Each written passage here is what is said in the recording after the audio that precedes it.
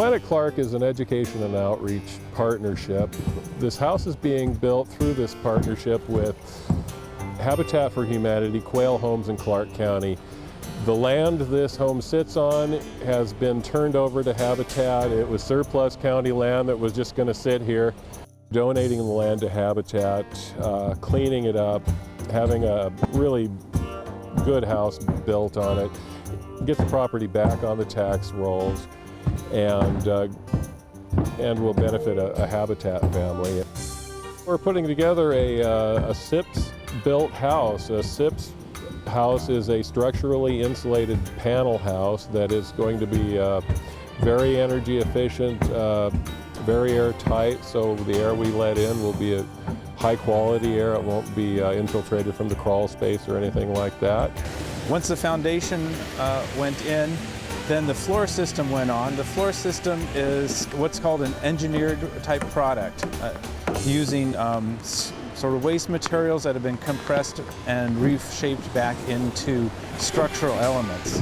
So this is a TJI truss joist product, sort of what's called an I-joist, where we're using oriented strand board and laminated engineered lumber for the top and bottom chords. This works like an I-beam, as you can see, tension and compression, and uses waste product type material.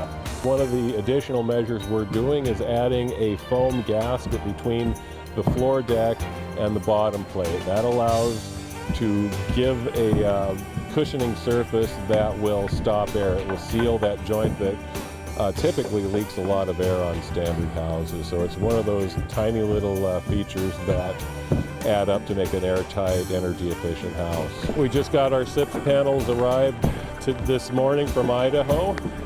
We're preparing the floor. We've made a basic platform floor, and we're putting in sill plates to accept the panels. They'll lock onto the sill plates, and then we'll join them all together and then drop a roof system on top of that.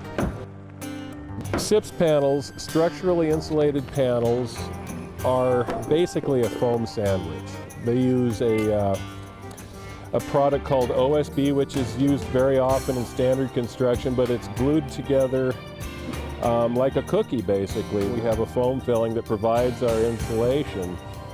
It's joined together with splines that, along with sealant, when these panels get joined together, will provide a very tight joint that won't let air come out or in. You got it? Okay. One of the reasons that we are installing the structurally insulated panels on this project is because we are trying to achieve a very high performance home from an energy standpoint, and also from a water management point and indoor air quality issues. The home is slated to achieve one of the highest levels of the National Home Builders Association's. The National Green Building Standard has various levels: silver, bronze, and we are going for the emerald, which is the highest level certification process. So part of that process is making sure we have very well insulated walls. This will not only reduce our energy loss, but also will allow us to put in a very small heating system along with an HRV to help bring in the fresh air. Today, with the help of a pretty darn hard-working crew, we've got walls stood. We're down to the last 2 or 3 panels before the roof can go on.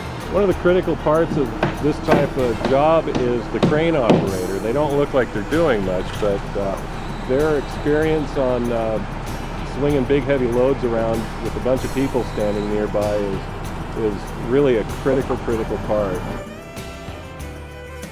We've got SIPS panels in place. The walls went up last week, and we've got the crane back out from ProBuild, and we're dropping roof panels in place.